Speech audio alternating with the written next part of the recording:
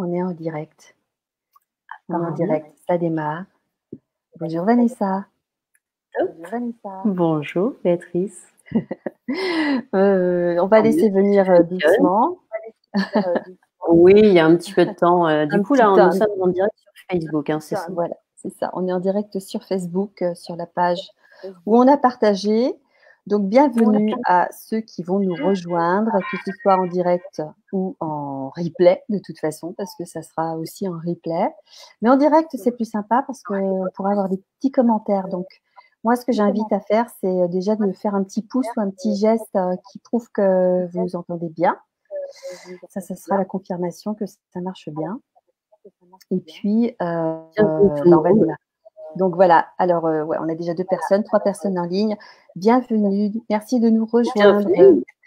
Je vais vous présenter, elle va se présenter Vanessa, mais le thème d'aujourd'hui, c'est d'évoquer un petit peu tous les éléments qui vont nous permettre de rendre notre vie meilleure, notamment notre vie pro, puisque on passe une grande partie de notre temps dans une activité professionnelle. Et donc, du coup, l'intérêt, c'est de savoir qu'est-ce qu'on fait pour rendre notre vie meilleure, pour être acteur de sa vie, pour faire en sorte que les choses changent. Et on va parler peut-être des prises de conscience, hein, de voir qu'est-ce qui nous va, qu'est-ce qui nous va plus. On va pas dérouler le sujet tout de suite, on va le dérouler au fur et à mesure. Mais comme j'accueille Vanessa Castel, eh bien, Vanessa, je vais te laisser te présenter. Alors, bienvenue déjà à tous ceux qui suivent. Alors, moi, je ne vois rien là sur l'outil, mais peu importe. Je te vois, Béatrice, c'est l'essentiel. Donc, je suis Vanessa Castel et je suis effectivement donc la fondatrice de Nouveau Chapitre. Alors, Nouveau Chapitre, qu'est-ce que c'est? C'est un lieu d'inspiration et de ressourcement situé en Pays de la Loire, entre Tours, Angers et Le Mans, vraiment à la même distance. Et c'est un lieu où nous accueillons, parce qu'il y a mon compagnon qui est dans l'histoire, nous accueillons des personnes. Alors ça peut être, bien évidemment, il y a de l'hébergement touristique aussi, puisque nous sommes à 100 mètres d'un des plus grands châteaux de la Loire encore habités. Et aussi des ateliers qui permettent aux gens finalement de tourner la page ou d'écrire le prochain chapitre de leur vie ou de trouver l'inspiration. Voilà, un petit peu tout ça. Ouais. Donc, c'est une activité que j'exerce en ligne, mais aussi, ça a pris racine finalement dans ce lieu. Donc, oui, donc le lieu est important du coup, parce que sans ce lieu-là, ce projet-là, il n'aurait peut-être pas pris forme. Disons que si, parce que j'avais cette activité. Enfin, moi, je suis facilitatrice, hein, je suis coach agile et facilitatrice certifiée, donc je peux permettre aux personnes finalement de devenir indépendantes ou de changer de vie ou de créer. Et vraiment, j'ai eu un coup de cœur pour ce lieu, oui, il y a 2 ans déjà. Donc depuis 2 ans, je rénove. C'est d'anciennes dépendances de ce château, le château du Lude. Et du coup, c'est une manière en fait pour moi de créer la vie que je voulais, c'est-à-dire d'installer mon entreprise sur mon lieu de vie, de me permettre un cadre, faire ce que je voulais, dans du beau, dans quelque chose qui me plaisait. Donc, on touche au sujet justement de faire ce qu'on aime. Ça a été ta façon de rendre ta vie plus belle, ce changement-là, il s'est imposé en fait. Oui, complètement, parce que alors déjà je vivais en région parisienne. Donc, j'avais créé déjà une entreprise en région parisienne, commencé chez moi, hein, à domicile, dans mon grenier. Il y en a beaucoup qui commencent dans le garage. Moi, j'ai commencé dans le grenier. C'est génial. C'était de l'achat-vente d'articles de puériculture et donc des produits bio. Et je permettais aux mamans, finalement, de pouvoir créer une boutique nomade, donc directement dans leur salon, sur le principe de la vente directe, et de commercialiser ces produits. Donc vraiment, ça a commencé tout petit dans le grenier et puis au fur et à mesure, on devient à l'étroit parce que quand il y a des produits partout, des commandes, des cartons, tout ça, donc ça se développe. Donc il fallait trouver un autre endroit. Bon, la région parisienne, c'était pas. Enfin bon, moi j'ai grandi là-bas, donc je connais très bien. Mais j'avais pas forcément envie d'y rester. J'avais envie de verdure, j'avais besoin, je sais pas, d'autre chose. Je sais pas si tu es toujours là, je ne te vois plus. Je suis là. Ok. D'accord, ça va te retrouver. Non, t'inquiète pas, c'est parce que tu parlais, donc je t'ai laissé la parole. Oui, ouais, parce que du coup, je me vois juste, mais ok. Alors, Et du coup, bah, j'avais envie d'autre chose. Et voilà, j'ai décidé de quitter Paris et de trouver un lieu pour installer, vivre avec mes enfants et pour installer aussi mon entreprise. Et puis, bah, j'ai eu le coup de cœur pour ce bien ici. ouais, ouais, En fait, à la base, j'avais trouvé une petite maison qui était bien sympa et tout. Et finalement, ça s'est pas fait. Et j'ai trouvé après cette offre. Et il y a un ancien local commercial. Donc, avec 2 magnifiques vitrines en plein centre-ville et tout. Et sur le coup, je me suis dit, waouh, c'est trop grand, c'est pas. Et après, comment je pourrais finalement rendre ça possible? Et je me suis dit, ouais, mais j'ai l'entreprise, je peux créer peut-être quelque chose, un lieu de vie. Donc, j'avais envie de permettre finalement à d'autres personnes de pouvoir venir et utiliser aussi ce lieu. Et c'est pour ouais, ça que, tu vois, c'est né un petit peu cette idée d'une sorte de tiers-lieu. ouais. Je sais Tiers-lieu, pas si ouais. ça te parle justement, tu vois, ce concept d'espace de coworking, ce qui Ouais, permet justement à chacun de venir avec juste un ordinateur, bénéficier de la connexion Internet et de pouvoir travailler. ouais, ouais, Tu je vois, vois, ce sont des anciens studios photo. Donc, comme bah, moi j'ai une activité sur Internet, je me disais les gens justement pourraient venir tourner des vidéos, créer n'importe quel business en fait en ligne à partir ouais, de son ouais. expérience. Occuper l'espace, en Et, fait, profiter de et ce lieu qui est finalement un peu, euh, un peu accueillant, enfin, dans l'esprit accueillant qui permet ça.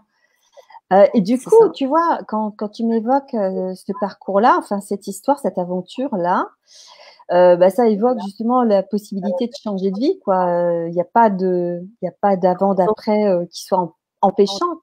Donc, moi, je trouve ça fabuleux parce que on a, dans la majorité des cas, les gens sont dans une espèce de train-train, ils n'osent rien.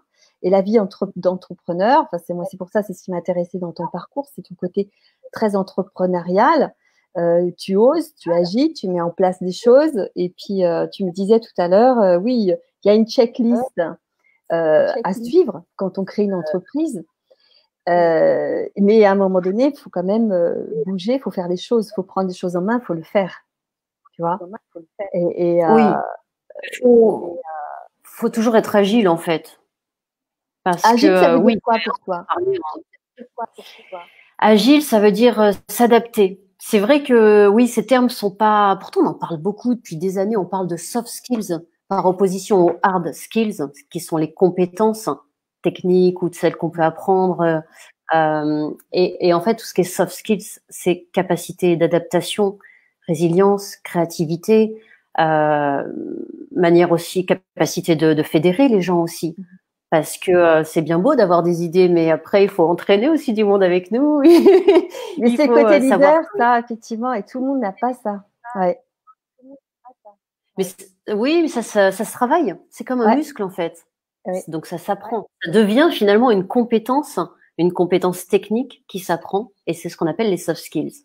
Et c'est vrai que, et d'ailleurs, c'est ce qu'on permet chez Nouveau Chapitre. Oui, je mets pas forcément ça en avant, mais moi, je me qualifie de soft skilleuse professionnelle parce que finalement, ça réunit tout ça. Ça réunit surtout la communication aussi. Parce que si on n'arrive pas à transmettre notre message, bah, personne ne peut l'entendre et il se passe rien. Ouais, il s'agit de transmettre un message, de transmettre en fait une passion, ce à quoi on croit aussi en réalité, hein, dans tous ces métiers de l'entrepreneuriat. C'est ce qui différencie, je crois, le salarié de l'entrepreneur. C'est que l'entrepreneur, il a une vision, il voit quelque chose et il ne peut pas faire tout seul. C'est-à-dire qu'en fait, sa vision, elle doit être partagée. L'important, c'est de pouvoir aussi de faire passer ce message-là. Et c'est ça qui est très difficile, je trouve, dans notre époque où il y a énormément de reconversions. On sait que les entreprises, elles ont tendance à licencier. Il y a des gens qui tentent de retrouver un travail dans leur branche, et puis il y a des personnes qui tentent de se reconvertir ou de profiter de ça pour vivre de leur passion. Et c'est pas toujours des données, des compétences que les gens ont de savoir partager cette vision et de savoir parler clairement de leur passion pour trouver des clients, mais trouver aussi une communauté, des gens qui lui ressemblent. Donc ça, c'est vraiment un travail nouveau, souvent pour ces personnes-là qui ont besoin de se reconvertir. Oui, Donc, et c'est pour ça que ça rejoint l'agilité en fait. J'allais te poser cette Parce question-là. que, Ça moi, j'ai besoin d'avoir des oui, compétences d'agilité et pas que technique. Complètement. L'agilité est là. J'ai envie de dire, c'est pour les entrepreneurs, mais même pour les salariés. Comme tu l'as dit, il y a des entreprises malheureusement qui vont devoir licencier. Là, on est quand même en contexte de crise. Et puis même quand c'est pas la crise, hein, à vrai dire, c'est terminé le temps où on fait une carrière linéaire toute sa vie. Aujourd'hui, je pense que, enfin, il y a beaucoup de personnes qui se retrouvent à exercer finalement plusieurs emplois, et il y a je sais pas combien d'emplois qu'on ignore encore. Il y a plein d'emplois qui vont se créer dans les prochaines années. Donc, c'est vraiment cette nécessité d'être agile, donc de savoir s'adapter. Tu me demandais la définition d'agilité, alors je ne saurais pas te... Oui, c'est la capacité de s'adapter. Quand on n'a pas le choix, de toute façon, on s'adapte. Et dans la nature, on s'est toujours adapté. L'homme s'est toujours adapté depuis la nuit des temps. Donc, on va s'adapter. C'est ça qui est merveilleux. Mais dans l'adaptation, il y a aussi cette notion, c'est de se dire, je dois aussi apprendre à renoncer, à abandonner certaines choses, à trouver quelque chose de nouveau en moi. Il y a besoin de se reconnecter à ses ressources parce que beaucoup de gens ne connaissent pas leurs propres ressources. Et toi, les ressources qui te semblent fondamentales, leur potentiel. Comment? Les ressources qui me semblent fondamentales. On a un petit décalage. On va dire de toute façon, oui, on a un décalage. C'est vrai que donc ça c'est compliqué. On a tout presque déjà en nous. Enfin, même pas presque. On a tout en nous, tout part de soi. Et c'est notre potentiel qui a pu être peut-être bridé. On se l'est bridé. C'est pas de notre faute. Hein. C'est l'environnement, c'est l'éducation, c'est le système, c'est tout ça. Donc vraiment, c'est absolument pas de notre faute. Mais on a bridé certaines choses. Et quand on revient, peut-être à l'essentiel, j'ai envie de dire, à soi, à ce qui nous fait vibrer, on se reconnecte à ce qu'on appelle l'enfant intérieur. C'est cette petite flamme qui brûle en nous et qui est joyeuse comme un enfant. On a beaucoup plus de facilité à trouver peut-être des nouvelles idées. Et c'est là où, à chaque fois, c'est vrai que les gens parlent beaucoup d'entrepreneuriat. On a cette image de l'entrepreneur qui a une vision, et ça peut peut-être effrayer certains parce qu'ils se disent mais moi j'ai pas de vision, j'ai pas de passion. Donc il y a des gens qui vont chercher mais pendant des années cette vision ou cette passion. Et en fait non, il faut juste s'écouter soi, ce qui nous fait vibrer. On n'est pas obligé forcément de créer une entreprise sur sa passion. On peut apprendre dans certains domaines. Je pense vraiment qu'il faut observer, s'adapter, répondre à un besoin. C'est de l'empathie en fait, l'empathie du marché. Donc c'est pas forcément. On pourrait par exemple être passionné de culture de ficus. C'est pas pour autant qu'on va forcément créer une entreprise et apprendre aux gens comment arroser leur ficus. On peut, hein, bien évidemment, on peut. Ça c'est possible. C'est pas obligé. Ouais. Mais ça peut être compliqué. Faut déjà voir aussi. Alors oui, il y a forcément des gens qui s'intéressent aussi à ce sujet et tout. Mais voilà, il faut cibler un marché, une cible. Bon, ça, là, on rentre un peu dans les termes techniques, mais bon, c'est comme ça. Faut que ce soit une adéquation. C'est ce qu'on appelle souvent l'ikigai. Je sais pas si c'est un outil que tu utilises, hein, justement. Je l'ai utilisé, je connais. Et je l'utilise de temps en temps avec certains de mes clients. Voilà, de toute façon, il y a plein de méthodes en fait pour trouver vraiment son pourquoi, ce qui nous plaît, ce qui nous fait vibrer et tout. Donc tout ça après, ce sont vraiment que des méthodes, mais c'est la conjonction en fait de plusieurs choses. C'est ça qui peut être difficile à trouver. Oui. Et j'aimais bien le titre de ce que tu as fondé comme société, Nouveau Chapitre. Je te l'ai expliqué parce que moi, ça m'évoque les chapitres de vie de Frédéric Hudson. Pour ceux qui font du coaching, ils connaissent certainement ce sujet-là. Les chapitres de vie nous évoquent vraiment les cycles que l'on vit, qui nous emmènent toujours dans un mouvement. Un changement, une amélioration. Donc, je l'apparente pas forcément à l'agilité parce que l'agilité demande une particularité, une prise de conscience de d'adaptation, comme tu l'as dit. Là, ce mouvement de vie, ce cycle des chapitres de vie de Tson, il explique, on va le faire brièvement pour que tout le monde comprenne, qu'on va démarrer d'une idée, d'une envie, d'un désir qui jaillit en nous, hein, l'envie de créer quelque chose ou de faire quelque chose qui nous emmène donc à la réalisation de quelque chose de nouveau dans notre vie. Donc, on va être dans une phase, moi j'aime bien parler des saisons, et donc d'une phase d'été, c'est l'été. On est en train, voilà, j'achète une nouvelle maison, je suis plein d'enthousiasme, j'ai le feu, comme on dit, hein, donc c'est l'été, c'est la chaleur. On va acheter cette maison, et puis au bout d'un certain temps, qui va dépendre de chacun, c'est le cycle interne de chacun, tous différents, on va avoir à un moment donné l'impression que ça y est, on a la maison, ça fait déjà peut-être 3 semaines, 3 mois, 3 ans, peu importe le temps, mais à un moment donné, l'enthousiasme disparaît et on commence à trouver des défauts et à dire tiens, j'aime plus la couleur de ce mur, tiens, j'aime pas les meubles ici, tiens, il faudrait rajouter une véranda. Et à ce moment-là, on a envie de changement. Donc là, on va commencer à rentrer dans une phase où ça va nécessiter de changer des choses parce qu'on va s'ennuyer. Si on ne fait rien, on va tomber dans l'ennui, dans le j'en ai marre, dans le voilà, tout ça. Et donc, du coup, on rentre dans cette deuxième phase qui est de devoir changer des choses et de faire le deuil de ce qui a été notre idéal du premier jour pour apporter quelque chose de plus vivifiant. Et si on le fait, on va rentrer du cycle 1 au cycle 2. Et on va boucler cycle 1, cycle 2, comme ça. Et si on ne fait rien pour changer justement ce qui ne nous convient plus, on va tomber dans le cycle 3, dans l'étape, la phase 3, on appelle ça, le chapitre 3, qui est celui de l'hiver, où on va s'engourdir, se replier, plus rien ne va, on se désengage. Moi, je vois beaucoup ça, tu vois où? C'est dans les collectifs, dans les entreprises, où ils sont plus en accord, ils ont tenté de faire changer les choses n'ont pas changé, et ben là, ils se sentent démunis, ils se replient, ils jouent plus le jeu, mais ils sont toujours là. Et là, ils vivent vraiment le spleen, la dépression, le truc qui va plus, quoi. Et c'est important de se ressourcer, de se replier sur soi, dans le sens bénéfique, comme dans la grotte, hein, l'ours qui va hiberner, pour aller retrouver en soi de l'énergie, ce qui a du sens profond, ce qui est essentiel et qu'on a envie de remettre à jour. Et c'est là où on va entrer dans la phase de printemps, dans la quatrième chapitre de Tson, ce printemps qui va être l'idée qui a émergé et qu'on va planter pour faire pousser une graine.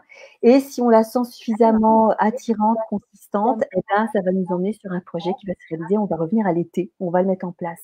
Tu vois, à travers ces 4 chapitres-là, moi j'aime bien utiliser ça dans les accompagnements parce que on sent où se trouvent les personnes. Elles ne sont pas toutes dans le même chapitre.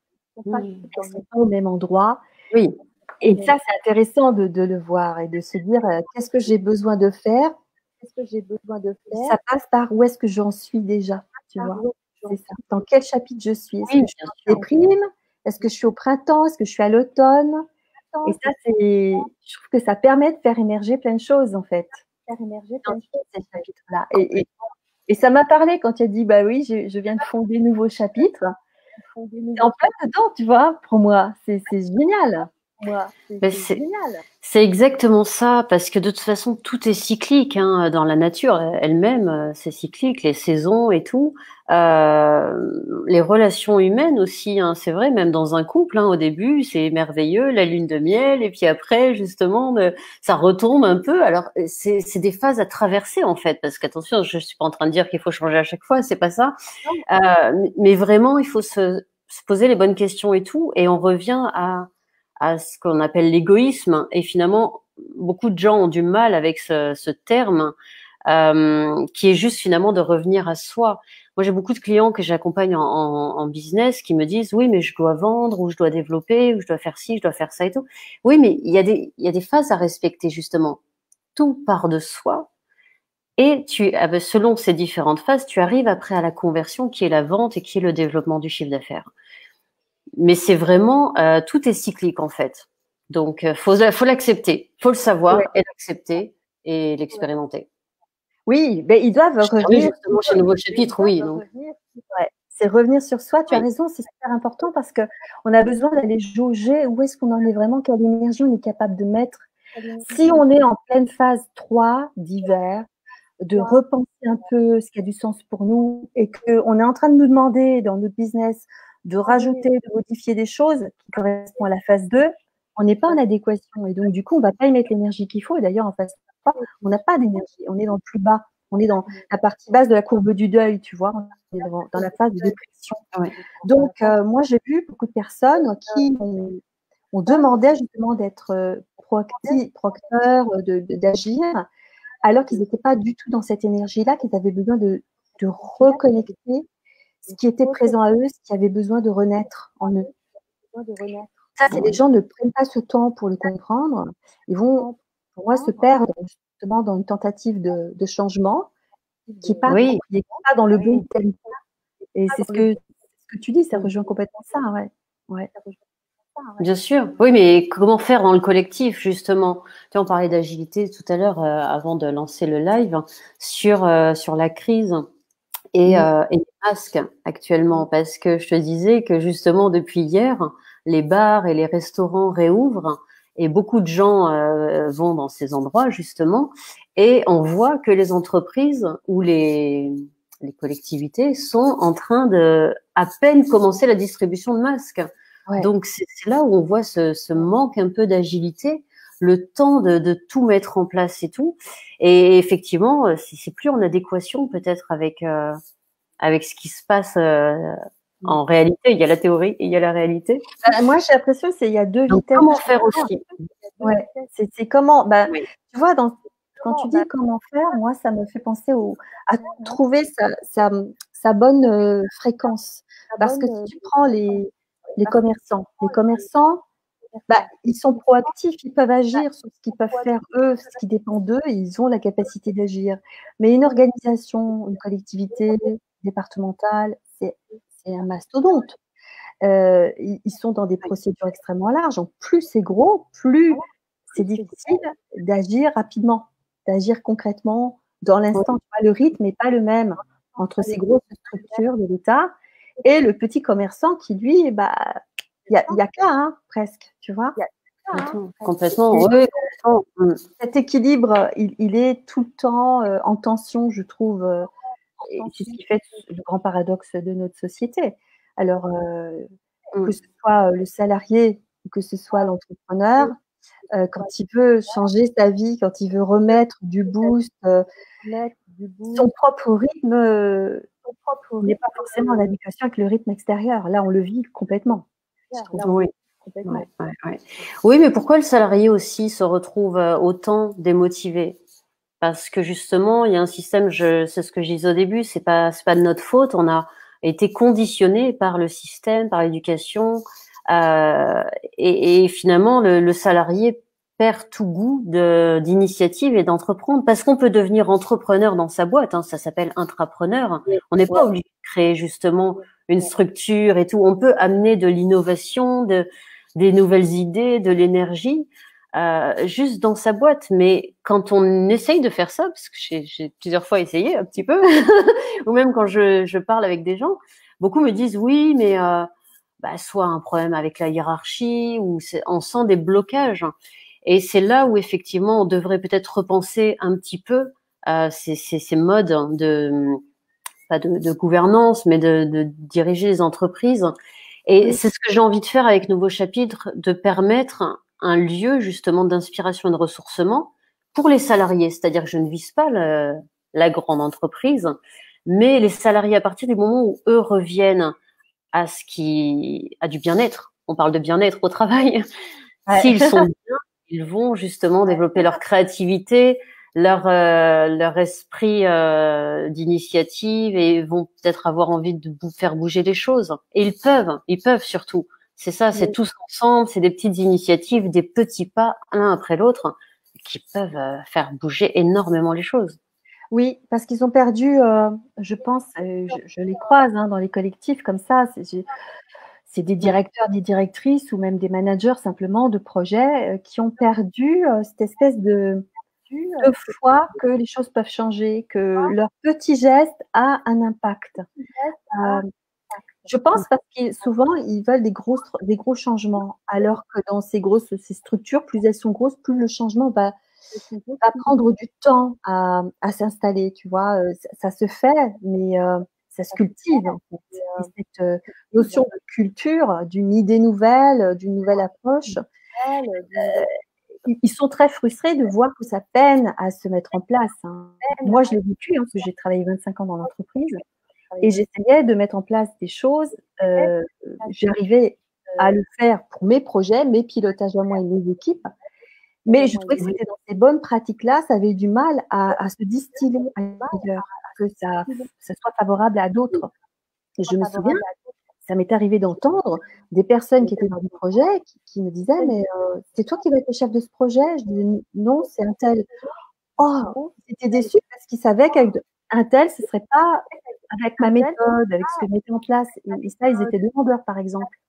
Et donc du coup, ça génère des frustrations, ça génère des inégalités entre directions, entre services. Mais moi, j'invite en fait toujours, hein, comme tu le dis, à oser prendre le flambeau, hein. Si personne prend l'initiative de, je la prends, même si c'est un échec. Même si on n'en fera rien, on ne veut pas m'écouter, je le tente. Les gens ne tentent même plus dans la plupart des cas. Et c'est ça que je trouve dommageable dans les entreprises.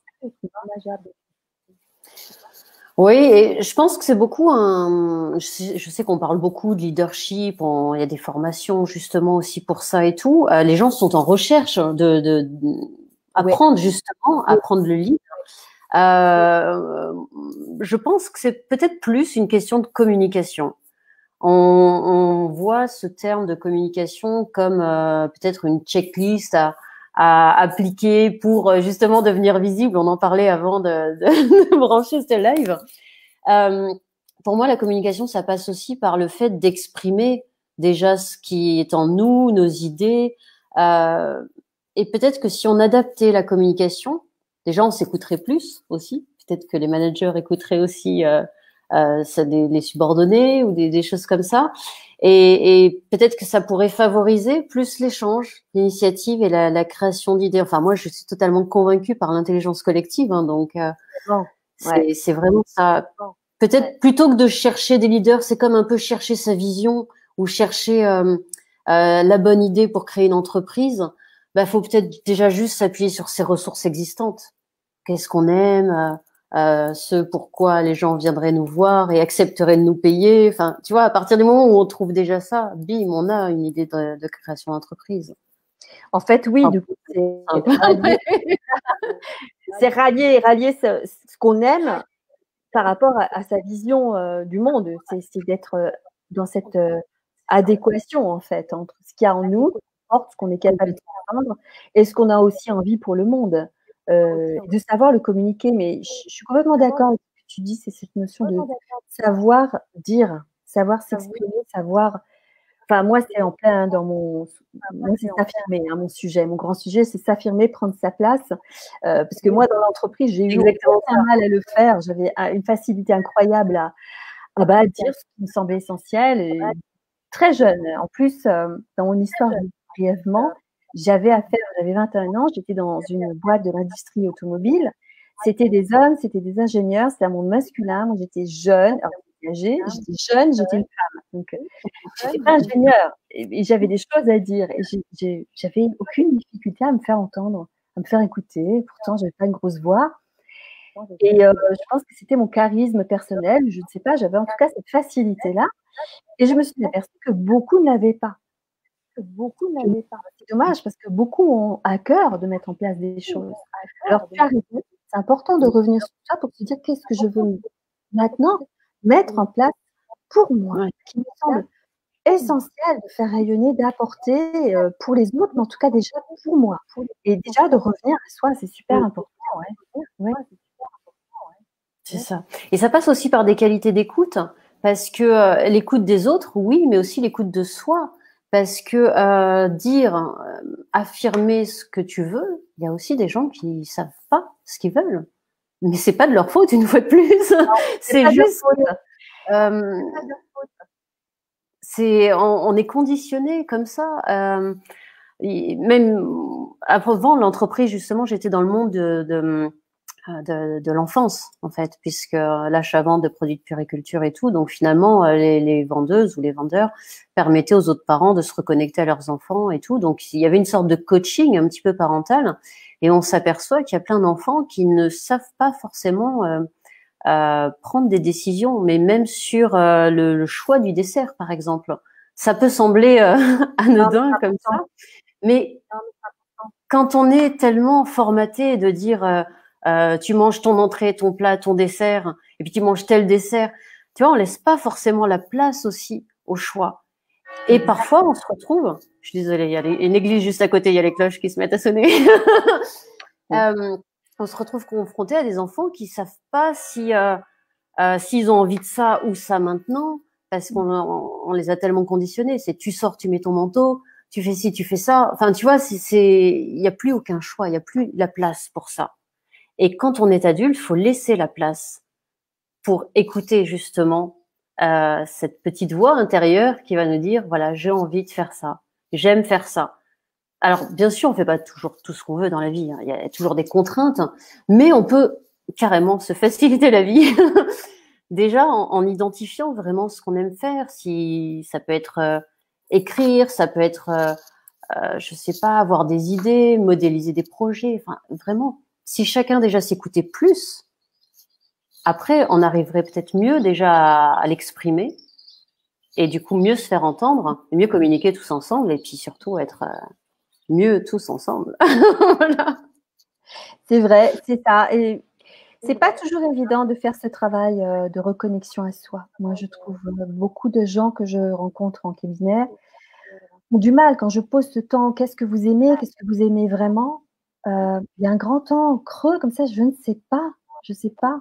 Ils sont après dans une espèce de liste de mécanismes, d'habitudes, hein, de systématiques qu'ils ont l'habitude de faire, mais c'est pas forcément connecté à une envie profonde, à un besoin, même si j'ai besoin de faire ça.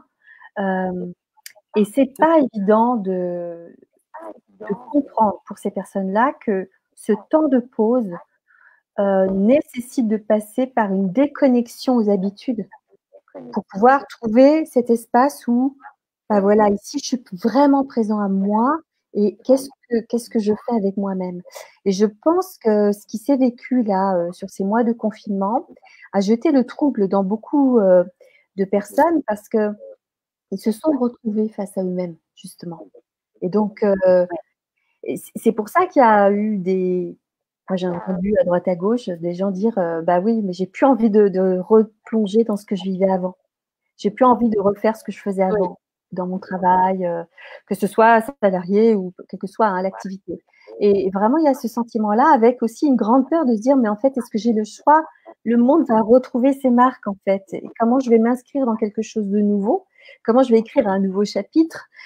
Voilà, comment je peux profiter de cette occasion-là pour justement faire vivre quelque chose qui a du sens maintenant pour moi, alors que je me sens démunie, je ne sais pas faire, hein. En gros, je traduis ce que j'ai capté autour de moi.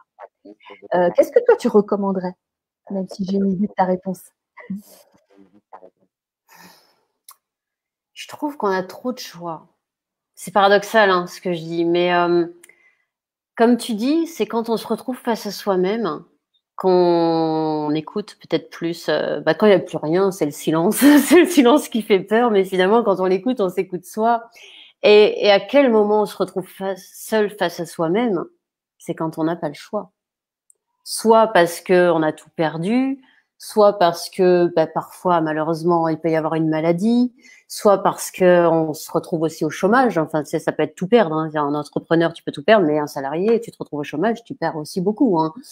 Donc, et c'est souvent dans ces moments de crise, et comme tu l'as dit, on a vécu une crise, on l'a traversée, et justement, il faut en tirer les bonnes leçons parce que c'est tellement plus facile aussi de se dire bon ben voilà, mon job reprend, mon commerce réouvre, tout ça, et du coup on ne se pose plus les bonnes questions. Donc il faut vraiment rester dans cette énergie qui n'est pas bonne puisque c'est une énergie de crise, mais rester dans cette introspection. Oui, oui. Moi, ça me parle. Toute la difficulté peut-être, de l'agilité. Moi, je reviens vraiment à l'agilité. J'aime bien. Mais moi, franchement, ça me parle beaucoup parce que moi, ça se passe pour moi. Je t'entends plus du tout. Ah, allô, allô. Tu m'entends là? Ouais. Excuse-moi. C'est bon, tu m'entends maintenant? C'est revenu? Pas si c'est. Ouais, il y a des petits problèmes de connexion. J'espère que je suis bien entendue là. C'est bon, ça revient? J'entends un mot sur deux. Ouais, il y a une. C'est peut-être mon. Je vais couper peut-être. Tu m'entends mieux là? Non? Je vais débrancher. Non, je l'ai débranché, mais est-ce que tu m'entends mieux? Ouais? C'est bon? C'est bon? Ok. Non. Moi, ça grésille vraiment, donc je n'entends plus tes questions. Écoute, il est l'heure. Il est 18h05. Oui. On va clore. Je ne sais pas si tu m'entends, mais du coup, on va dire au revoir. Je ne sais pas si on m'entend bien. Faites-moi signe ceux qui sont en direct. Ah ouais. Bon, je pense que du coup, ça va nous obliger à clore. Rebranche peut-être ton micro ou non, je sais pas. Écoute, je t'entends bien. Avec nous. Bon, on va clore parce que du coup, ça les aléas du direct, on parle d'agilité. Voilà. C'est exactement ça. Vanessa, merci énormément de ce moment. Merci à toi, je lis sur tes lèvres. Merci beaucoup. Merci à tous. Ouais, merci à tout le monde. De poursuivre cette conversation ici ou ailleurs. En commentaire. Au revoir. Ok, merci. Ciao.